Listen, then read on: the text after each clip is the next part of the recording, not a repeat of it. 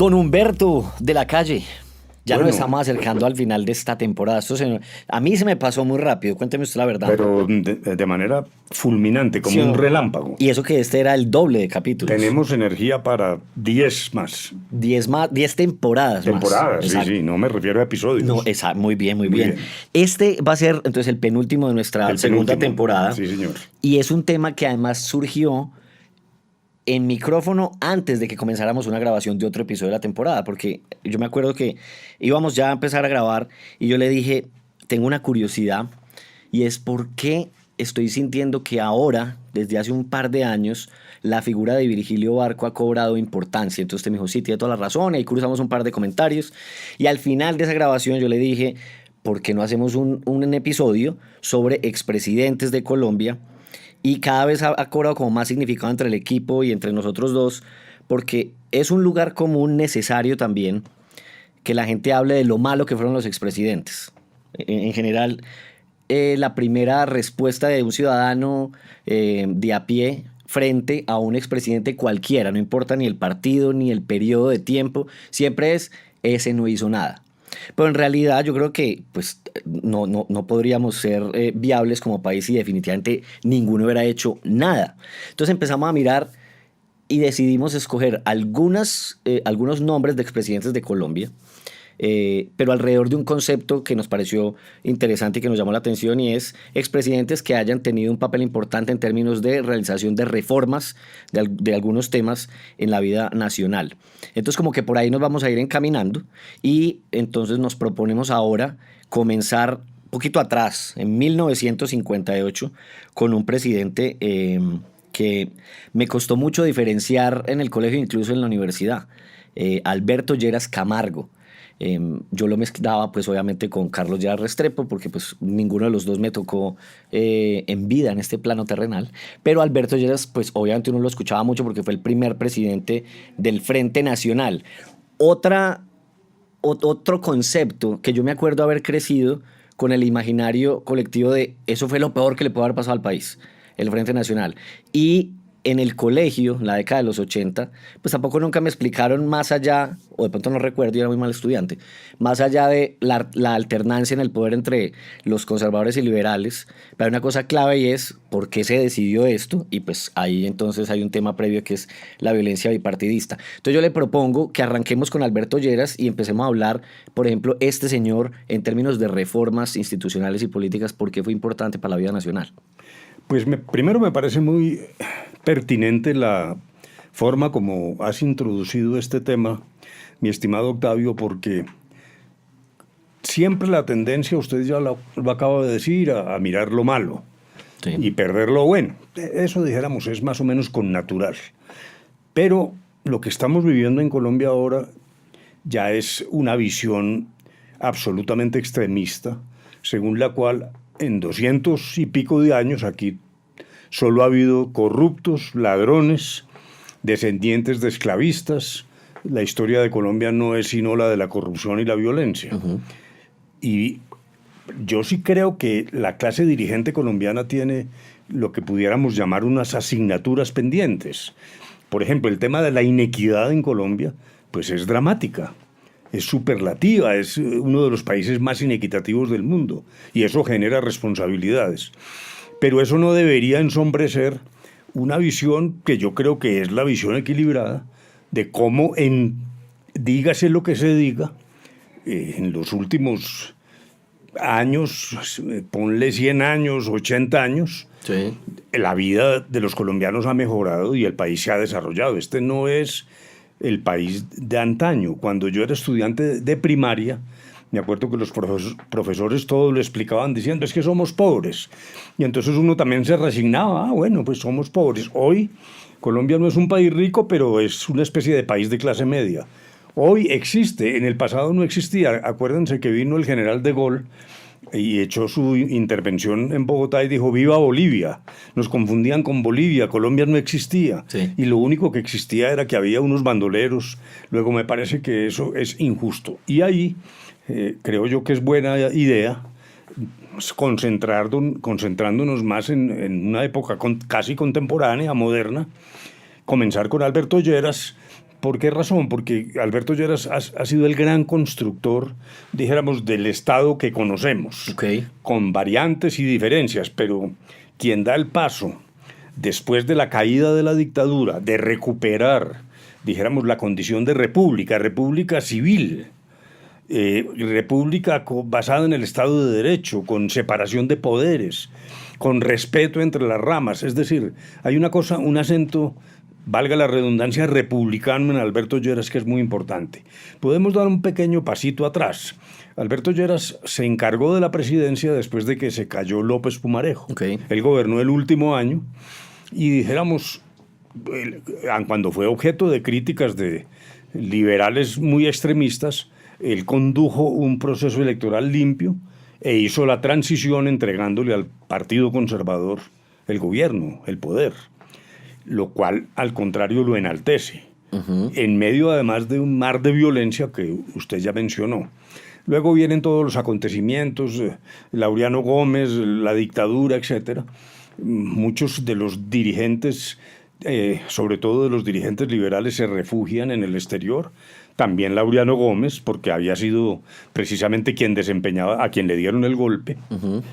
Y empieza a volverse no solo invivible la nación, sino que ya Rojas Pinilla, que había prometido, dijéramos, ríos de leche y miel, empieza ya a deteriorar su gobierno, convoca una constituyente y lo primero que la constituyente iba a hacer era reelegir a Rojas Pinilla. Y ahí entonces ya se consolida un movimiento muy nacional donde intervinieron.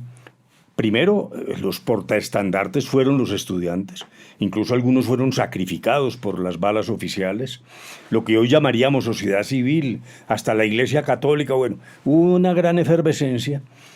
Y Alberto Lleras, pese a los odios ancestrales entre los dos partidos, él y otros tuvieron la idea de hacer un pacto que se llamó Frente Nacional, que consistió, como usted lo mencionó tangencialmente, en la alternación en el poder y la paridad en los cargos públicos, porque una de las fuentes de violencia era esa idea de que el partido que ganaba echaba a los Arrasaba. rivales y entraba como un corsario a tomar para sí toda la administración pública, incluida la justicia.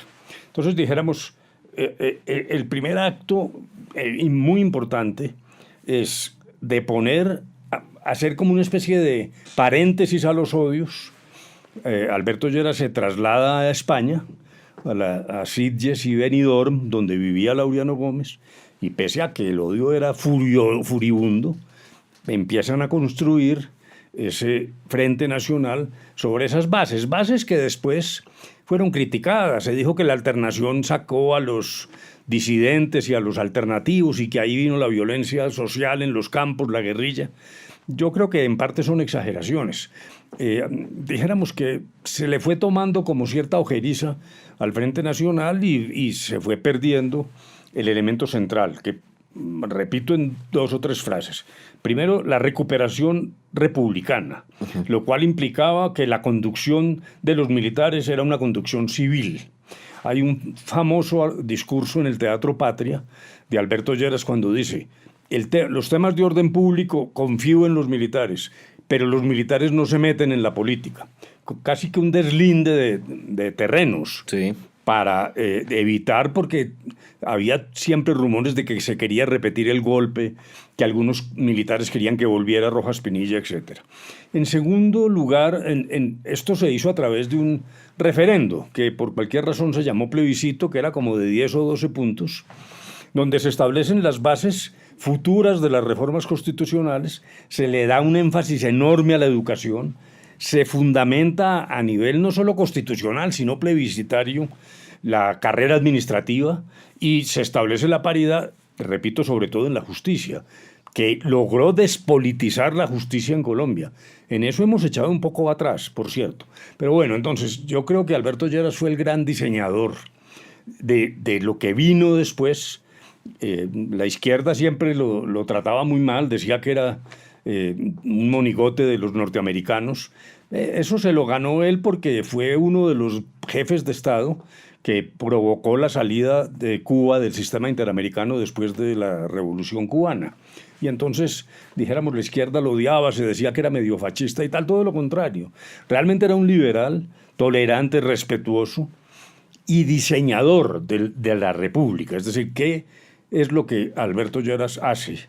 Además de lo que acabo de decir sobre educación, carrera administrativa, dijéramos, la gran concepción que duró más de una década y generó un efecto positivo en lo que tiene que ver con la tranquilidad y la paz. Las cifras de violencia, de lo que se llamó la violencia con mayúscula, que era la violencia entre liberales y conservadores, cayeron dramáticamente. Instalado el Frente Nacional, la tasa de homicidios llegó a estar por los 24 por 100.000 habitantes, que todavía era alta. Dijéramos, es una tasa que después de pasar por 90, que ha pasado Colombia, ha logrado llegar a los 24. Pero lo que fue sorprendente es que esto ocurrió en términos de días. O sea, se desarmó muy buena parte de la militancia armada de los partidos. Claro, coetáneamente sí es cierto que empieza a crecer la guerrilla, la nueva violencia social en los campos. Alberto Lleras además comprendió, por ejemplo, los temas de población demográficos, desafiando, aun cuando en tono menor, pero desafiando a la Iglesia, promovió el control de la natalidad, cuando de todos los púlpitos se decía que las parejas tienen que procrear. Se decía una cosa tremenda. Se decía, las mujeres no pueden sentir placer sino dentro del matrimonio y para procrear. Alberto Lleras, que tenía una visión civilista, laica del Estado, abrió un camino sin la intensidad de las confrontaciones en otros países latinoamericanos, en un tratamiento suave con la Iglesia, pero cambió la mentalidad de las mujeres en Colombia. Hasta el punto de que hoy lo que nos está pasando es al revés. Ahora está empezando a decrecer la población. Se decía que comenzaría en el 2050, sí, pero hay quien dice que va a ser en el 2035, y ayer o antier, cifras del Banco de la República piensan que más bien ya está decayendo el número bruto. Luego dijéramos que ahí hay una visión de estadista, de constructor del Estado, a lo cual agrego, para abreviar un poco, un elemento fundamental que arranca con Alberto Lleras y luego lo toma Carlos Lleras, que ha sido estratégico en Colombia, que es la reforma agraria. Pero entonces no me adelante a Carlos Lleras para poderlo hacer en es otro... que no me voy a adelantar, sino a decir que el prólogo de lo que pasó, mejor dicho, la ley de reforma agraria, sí, llamémosla de los Lleras, que fue la ley 135 de 1961, está firmada por Alberto Lleras. Ya. Lo que pasa es que la ejecución vino después, pero la idea estratégica de que el origen y la causa de la prolongación del conflicto armado en Colombia estaba en el campo y que era necesario buscar equidad en el campo, justicia social. En ese sentido, Alberto Lleras, contra lo que decía la izquierda, fue un presidente de avanzada, porque allí se dieron, dijéramos, las primeras ideas hacia la creación de los mecanismos de reforma agraria. Luego, dijéramos, para abreviar, habría mucho más que decir, pero lo dejo así: estadista, un hombre que diseñó el Estado, un hombre que cambió mucho de las costumbres sociales, he hablado del tema poblacional, etcétera, y que entendió que el campo era crucial para superar este conflicto armado en Colombia. A mí ya pues me ha sorprendido en varias cosas que me contó, porque pues sencillamente yo no las conocía. Conocía más bien como aquello que le criticaban y demás. Si estuvieran en un salón de clases y yo fuera un estudiante de la última fila, esos que están ahí como poniendo cuidado a muchas cosas al mismo tiempo, y yo le digo entonces que podría yo enmarcar lo que me acaba de decir en que Alberto Lleras fue un tipo de pensamiento político moderno que diseñó una arquitectura institucional en Colombia que empezó a dar frutos décadas después, pero entonces podría yo incluso atreverme a decir que gracias a gran parte de sus ejecutorias, es que hoy en día los colombianos desde hace mucho rato, incluso como que hay un hito muy importante, o al menos que yo como que siempre lo tengo presente, la Constitución del 91, en la que usted pues jugó un papel fundamental. En Colombia nosotros hoy decimos que nuestras instituciones son fuertes y son estables. Esa estabilidad institucional de alguna manera fue pensada por gobernantes como Alberto Lleras. Pero no, pero sin duda, Vea. sin duda. Y de hecho, sometió a refrendación, como lo he dicho, las ideas básicas del Frente Nacional, ideas que obtuvieron la mayor votación en toda la historia de Colombia en proporción a la población. Eso fue realmente asombroso. Y además ahí estrenó la mujer el derecho a votar. Luego fue un enorme acontecimiento. Para hacer, dijéramos, un acto de lealtad, hay quienes le critican que esa paz entre los dos partidos y repartirse el poder, etcétera, fue diluyendo las fronteras ideológicas de los partidos. Algo es cierto, algo es cierto, pero habría que hacer un ejercicio de costo-beneficio, porque lo que precisamente borrar esas fronteras también consistió en borrar la causa que había llevado la a confrontación. la confrontación armada. Y lo último que, para cerrar, si le parece, que quisiera entonces mencionar, es el talante. Alberto Lleras era un hombre, un republicano de una honestidad sin tacha, de una austeridad de su vida, del ejercicio del poder. Desde cuando se encargó de la presidencia, como ya lo dije, en el último año de López Pumarejo, absolutamente respetuoso de los antagonismos, etcétera, con cosas sensacionales. Por ejemplo, Alberto Lleras en su momento prohibió la propaganda oficial, que hoy nos inunda. Ajá. Uno prende la televisión, pues, y eso es una cosa aterradora. Sí. Eso estaba prohibido y era causal de mala conducta. Ningún gobernante podría pagar cuñas, lo que llaman cuñas, Ajá. para difundir sus logros. Solo lo hacía a través de los canales oficiales, en el Congreso, en los discursos o en las entrevistas de los periódicos, pero no podía poner avisos. En segundo lugar, prohibió el uso del nombre de líderes vivos para obras públicas. Okay. ¿Cómo le parece que todos sabemos después qué ha pasado? Sí. Realmente. Y luego termina su presidencia, se fue a vivir a Chía y entonces salía en bicicleta a dar vueltas en Chía y no volvió a intervenir. La austeridad tanto en la vida pública como privada, a mí me parece que era un personaje ejemplar. O sea, él terminó y hasta luego. Y hasta a luego. montar en bicicleta. Hablemos entonces ahora del tercer presidente del Frente Nacional, que empieza su gobierno en el 66 hasta el 70, otro liberal, y es Carlos Lleras Restrepo, que es el que sale para los más jóvenes en el billete de 100.000. O sea, el hombre más querido por la población colombiana, al menos en términos monetarios.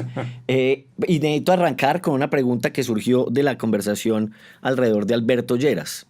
Y es, Alberto firma una ley que empieza a ejecutar Carlos. ¿Por qué no se ejecutó en el gobierno de la mitad? El gobierno de la mitad fue el de Guillermo León Valencia, que encontró que ya surgían las alteraciones guerrilleras y se dedicó fundamentalmente a ese tema. Okay. Luego eso tomó el tiempo y luego hubo que crear el llamado INCORE, Instituto Nacional de la Reforma Agraria, etc. Sí. Luego la puesta O sea, no en fue, marcha. No fue, pues, no, la respuesta no es simplista de no, porque era el conservador y no le importaba, no. No. O sea, se enfrentó a No, otros porque retos. eso fue toda la Ok. creación de una institucionalidad. Perfecto. De los distritos de riego, la organización campesina, es decir, era una cosa compleja y Entendido. muy importante, ¿no? Perfecto. Carlos Lleras también un presidente de reformas importantes, y siento yo un poco, por lo poco además que he leído, vale la redundancia, que también fue de ejecución gubernamental. Usted lo acaba de mencionar, entonces creación del Instituto Nacional de Reforma Agraria. ¿Cómo podemos enmarcar, digamos, la administración de él y por qué fue importante en el concepto en el que estamos haciendo este episodio? Efectivamente, ya Carlos Lleras es más un ejecutor, Ok. un gran administrador público, también un tecnócrata, es decir, es una persona que creía en la reflexión, en la racionalidad, en las personas que habían estudiado, que tenían conocimiento de los temas. La izquierda, así como con Alberto Lleras, lo descalificaba por decir que era de derecha. Ambos eran miembros del Partido Liberal. Yo sostengo que eran gobiernos, y el de Carlos Lleras progresista, en el sentido de una ruta de cambio con progresividad. No era un revolucionario, sin duda. Me parece que la idea de que era simplemente un defensor del statu quo, de que en Colombia nada se moviera, es absolutamente equivocada. Ahora, con un gran sentido de autoridad, entonces también eso puede haber contribuido a la idea que era un tipo que gobernaba, o sea, Ya. mano firme. Sí. Pero mucho de lo que hoy hay en Colombia, institucionalmente, fue construido en la época de Carlos Lleras. Una primera característica es que cuando termina la campaña, prácticamente Carlos Lleras tenía listo su programa de gobierno. O sea, es un gobierno que empieza a ejecutar el 8 de agosto. ¿Verdad?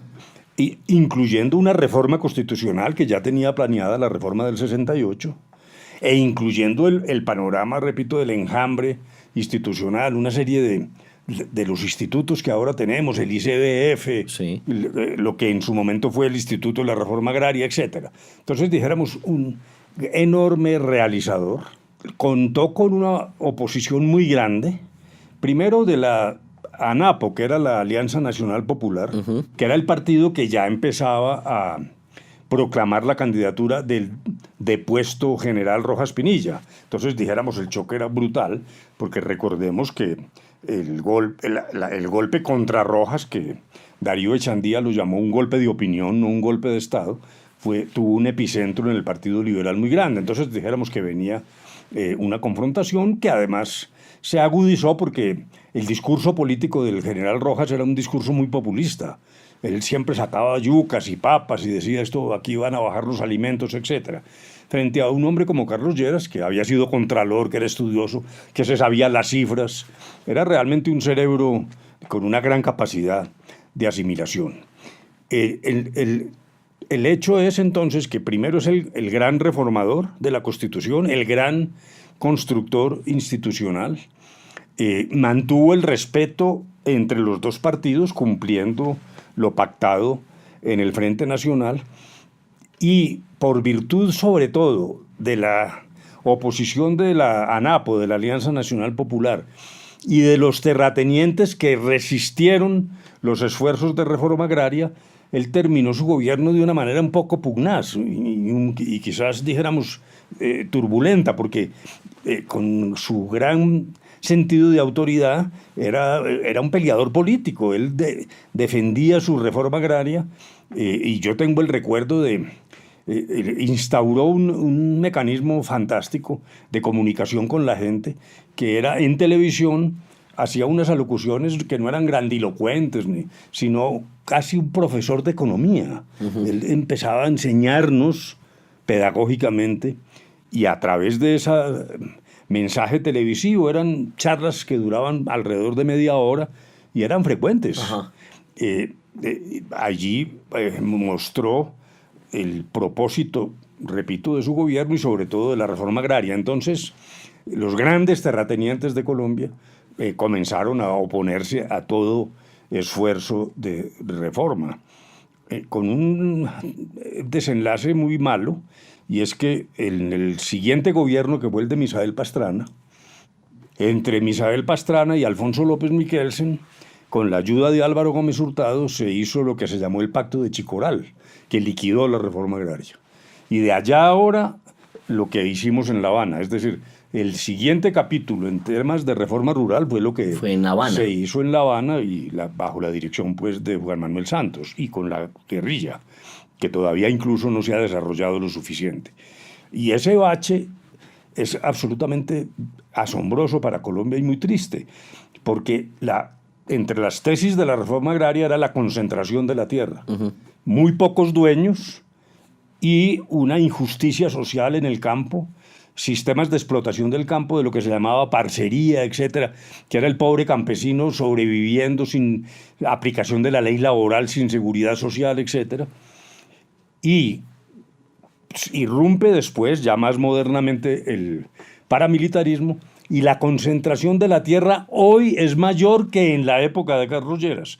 O sea, no solo murió la reforma agraria, sino que al contrario, se disparó la concentración fundamentalmente a manos del paramilitarismo. Por eso la vigencia de la reforma rural hoy, y por eso lo hicimos en La Habana. Esto es un pensamiento estratégico. No solo busca llevar justicia al campo, sino también una composición que permita superar este larguísimo conflicto armado. Carlos Lleras ejerció también de manera muy dramática a los que nos tocó vivir esto en una circunstancia que luego le ha pesado en la historia, porque quedó ahí, dijéramos, una confrontación en la interpretación de lo que ocurrió. Pero cuando llegan las elecciones del 19 de abril, comenzó la registraduría a dar los votos en el preconteo y aparecía ganando Rojas Pinilla. Entonces hubo amagos de disturbios y Carlos Lleras fue a la televisión, y esto los colombianos que estábamos vivos en esa época no lo olvidamos. Tomó su muñeca con el reloj y dijo: no voy a permitir disturbios, la registraduría cumplirá con su deber, aquí va a ganar el que limpiamente gane. Eran como las 6:00 o las 7 de la noche, dijo: a partir de las 8, todos en casa, decreto el toque de queda. Ajá. Y todos tuvimos que salir corriendo a refugiarnos en nuestras casas. Yo en aquel entonces era juez en un municipio que se llama Chinchiná, que queda relativamente cerca de Manizales. Al otro día me fui, todo el mundo atemorizado, porque fue realmente una cosa muy traumática. Llegué a Chinchiná a ir a mi juzgado y estaba totalmente militarizado. Todo el país estaba militarizado. Allí surgió la tesis de que se habían robado las elecciones, porque suspendieron la transmisión. Ajá. Eso es cierto, en las horas de la noche, y cuando las noticias despertaron a las 7 de la mañana del otro día, ya aparecía Pastrana ganando. Entonces dijéramos que Carlos Lleras carga con esa idea generalizada de que esto fue un fraude y que él, dijéramos, tuvo que ver por haber cerrado la transmisión y las emisoras. Ahí para mí es una incógnita, cuando hay que reconocer que el Tigrillo Noriega, que era el ministro en ese entonces de gobierno, sí más o menos insinuó que había habido un fraude que se cometió en Nariño. Ya. Bueno, esa es la historia del pasado. El sello de Carlos Lleras era el de la autoridad, con momentos también muy difíciles. Por ejemplo, siendo candidato, llegó a la Universidad Nacional y allá hubo desmanes. Ajá. Porque tenía ese estigma de que era la derecha. Yo quiero insistir, para mí era un liberal, progresista, que cambió enormemente el país, que diseñó elementos centrales. Ya mencioné esta reforma agraria, el Instituto Colombiano de Bienestar Familiar, es decir, una serie de políticas sociales extraordinariamente importantes.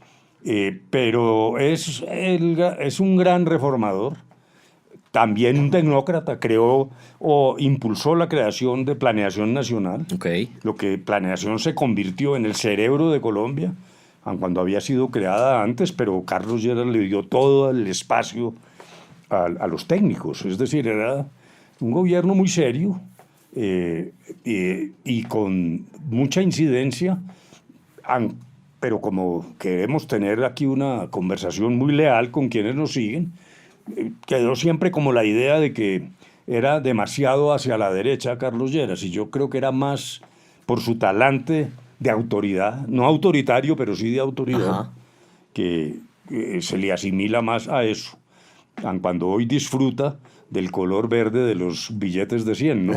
Tal cual. Está bueno el apunte.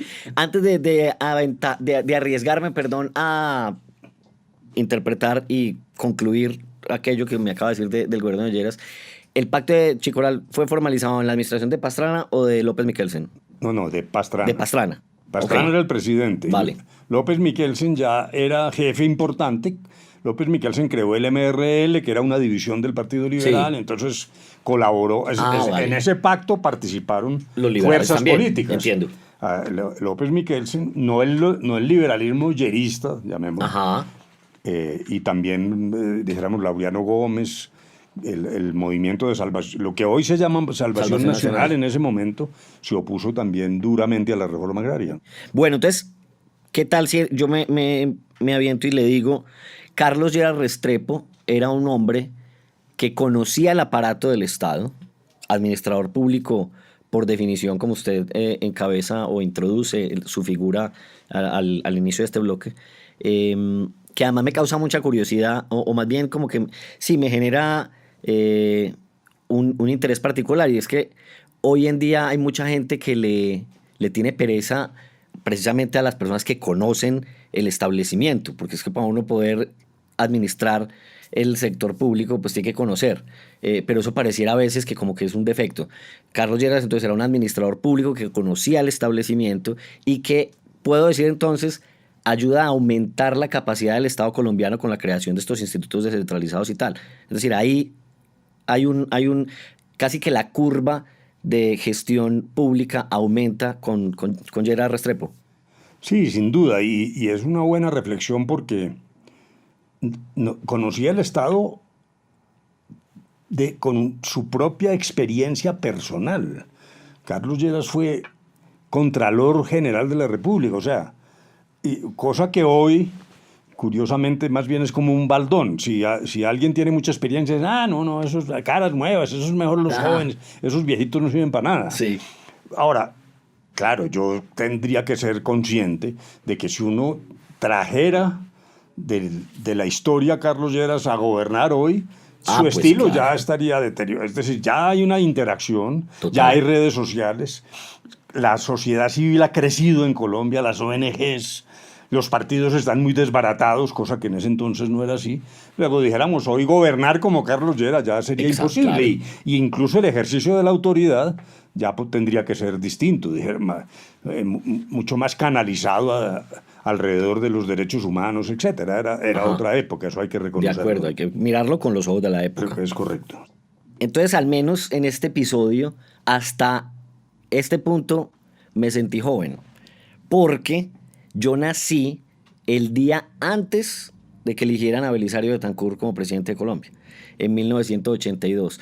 Obviamente yo no me acuerdo de la figura presidencial de Belisario, me acuerdo del siguiente, del cual vamos a hablar más adelante, pero sí, digamos, con el transcurrir del tiempo y cuando empecé a enterarme de los intentos por firmar la paz en otras administraciones posteriores, entendí que Belisario Betancur fue el primer presidente que intencionalmente buscó una salida negociada al conflicto. Esa es como la ejecutoria más importante que yo como ciudadano colombiano entiendo y más o menos conozco de Belisario. Dígame usted si voy bien, si le hace falta un poquito más de sazón a aquello que yo pienso, pero arranquemos como hablando de él, que además es el primer conservador de nuestra conversación al menos.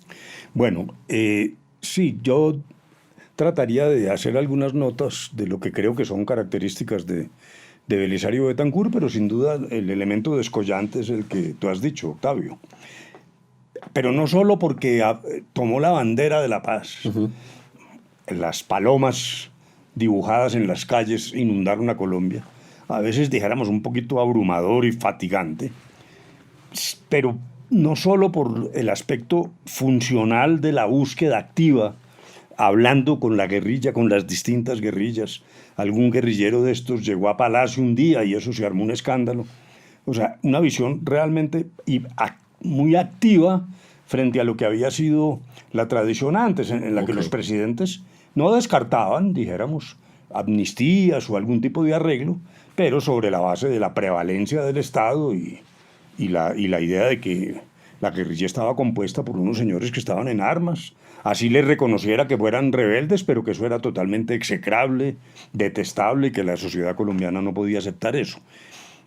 Belisario no solo incorporó una nueva funcionalidad, como lo he dicho, sino un concepto clave, que es el origen de la violencia política en Colombia. La tesis hasta Belisario, salvo en los sectores académicos, pero la tesis oficial era lo que se denominan las causas subjetivas de la violencia. Lo que se decía es, no, esos tipos tomaron las armas porque son unos políticos que quieren tumbar el régimen, instaurar el marxismo, y muchos de ellos tienen ayuda de Moscú Ajá. y otros de Mao Zedong, más adelante de la Revolución Cubana. Esto es una cosa subjetiva. ¿Qué quiere decir subjetiva? Unos señores que organizan Decidieron alzarse en armas. sí, organizan un movimiento político al que le admiten las armas, Ya. justificando en la rebelión la búsqueda del poder ante lo que consideraban una insoportable injusticia desde el régimen, imposible de cambiar por la vía democrática. Las elecciones se las roban, los políticos son una manada de corruptos, luego tenemos que organizarnos. Causa subjetiva. Ya en la academia, repito, sí comienzan muchos analistas a decir, bueno, aquí lo que hay realmente es miseria, aquí realmente lo que hay es pobreza. La gente se enguerrilla es porque el Estado no satisface sus necesidades. Esas son las famosas causas objetivas de la violencia. Ok. Entonces la tesis era, mientras haya pobreza, habrá violencia guerrillera. Tesis que subsiste, ¿no? Y que las FARC la adoptaron en conjunto con el gobierno como el eje rector de la política de paz de Belisario Betancur. Entonces, ¿cuál es el efecto de esto?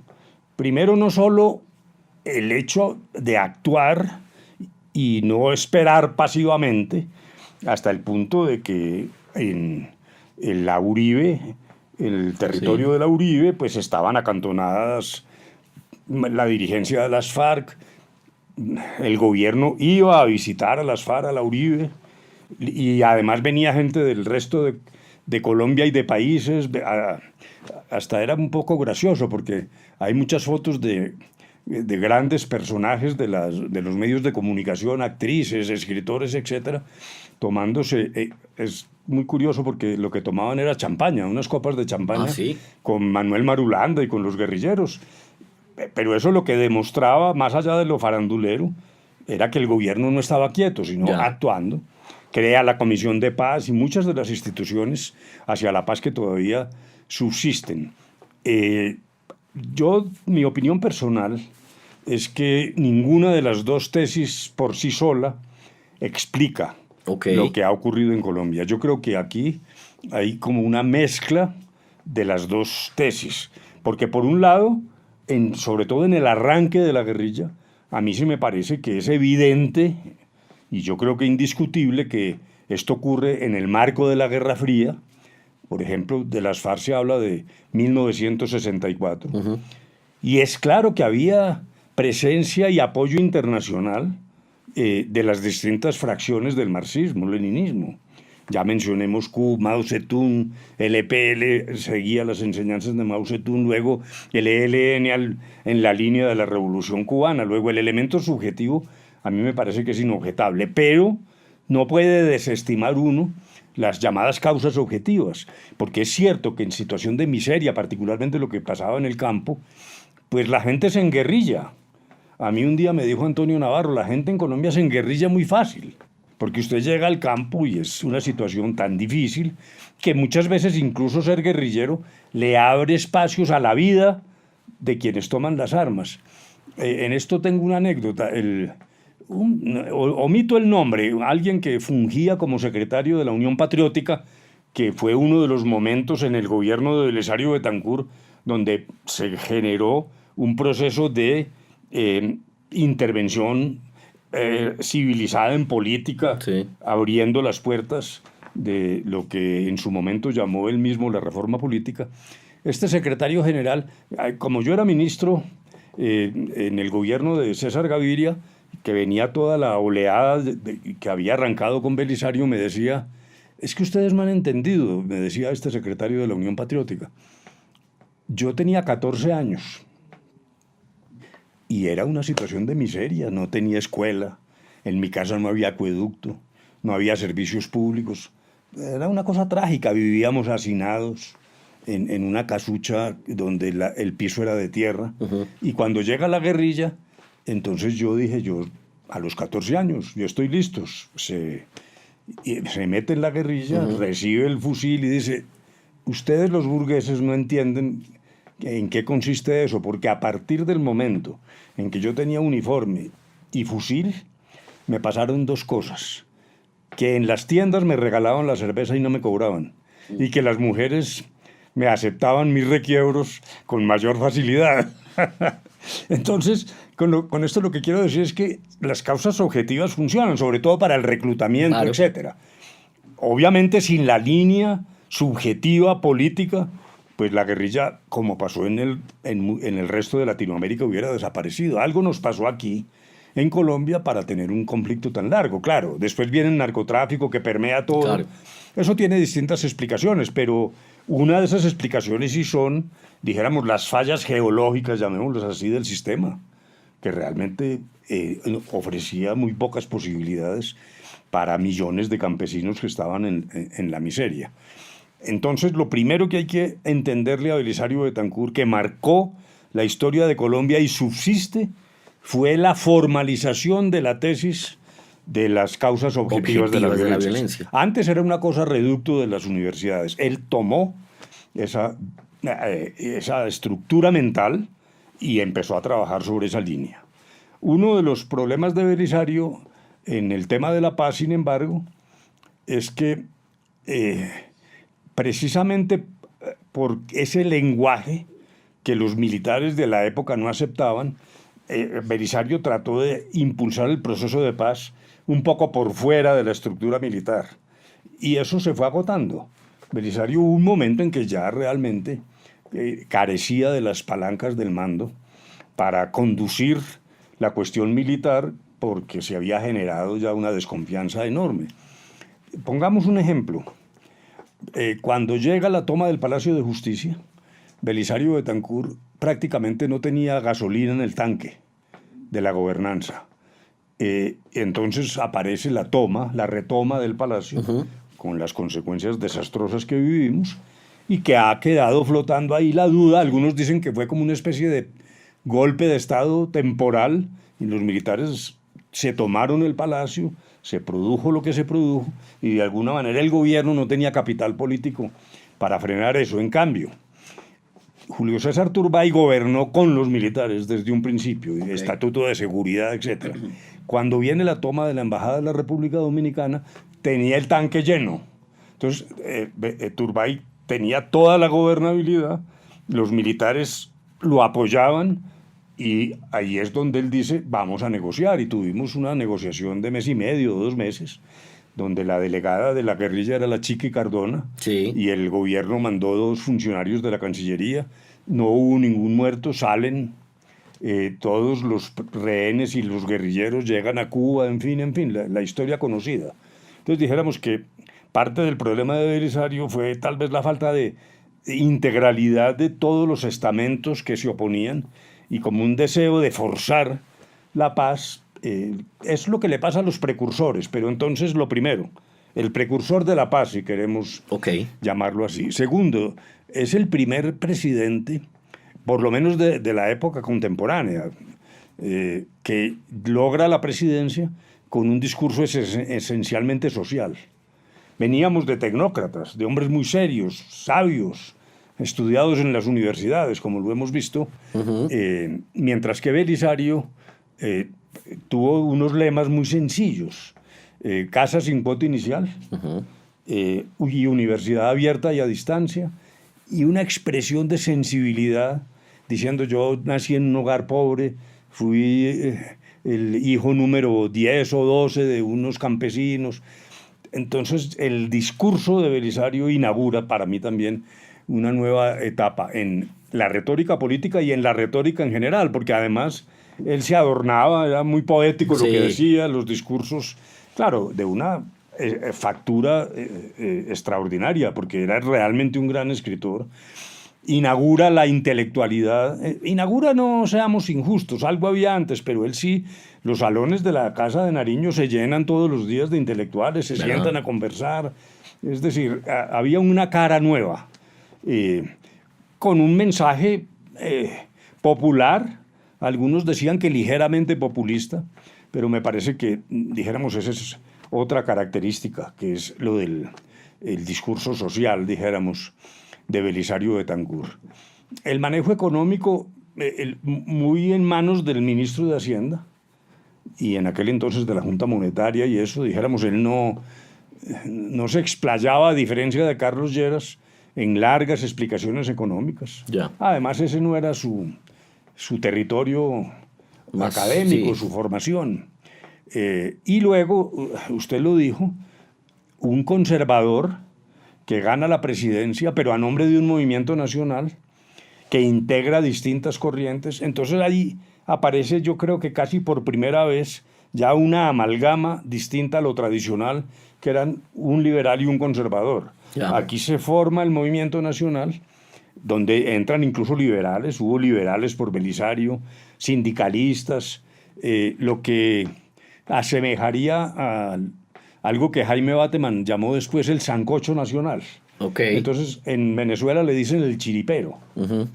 Se armó un chiripero que era una innovación en la política y Eso lo inauguró Belisario. lo inauguró Belisario y con eso termina derrotando al Partido Liberal cuando López Miquelsen intentó repetir el triunfo sobre la base de la bandera liberal. Ya. López Miquelsen lo que decía es el Partido Liberal. Y este señor armó una cosa.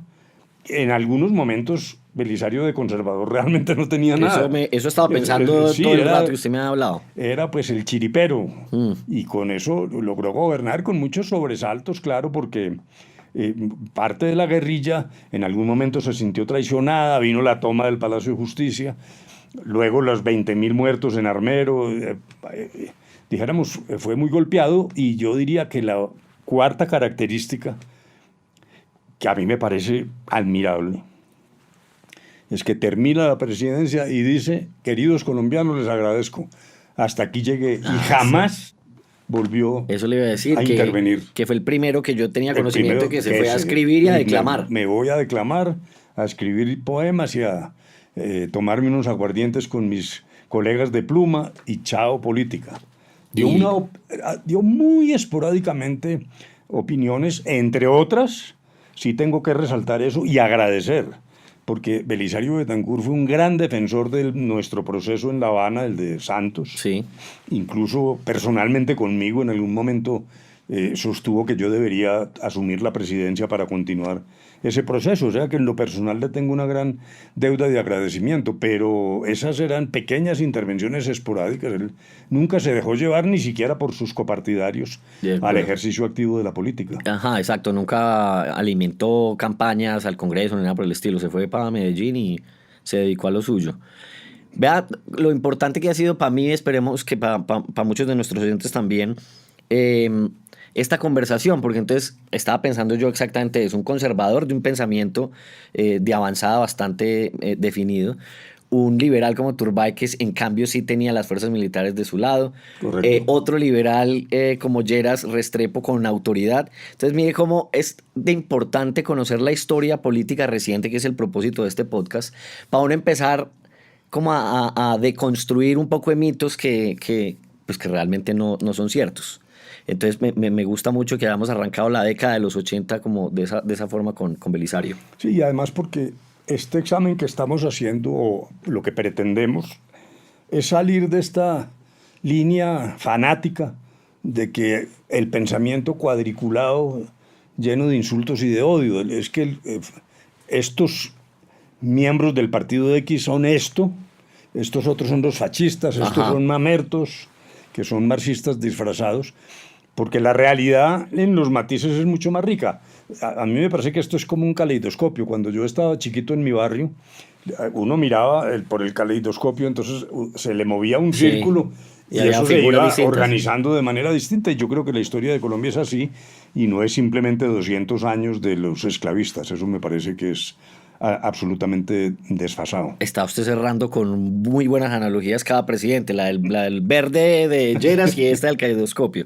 Entonces le propongo una cosa, ya hablamos de tres, cerremos aquí y continuamos con uno que me causa mucha curiosidad, que fue la primera duda que tuve cuando le pregunté por Virgilio Barco, pero lo hacemos en otro episodio y hablamos de otro par de expresidentes, si le parece. Pues me parece magnífico, ojalá los que nos han seguido primero hayan disfrutado y también a lo mejor, como tú bien lo dijiste, hayan oído cosas que a lo mejor no habían oído antes por razones sobre todo de edad. En mi caso, pues, yo creo que el 80%.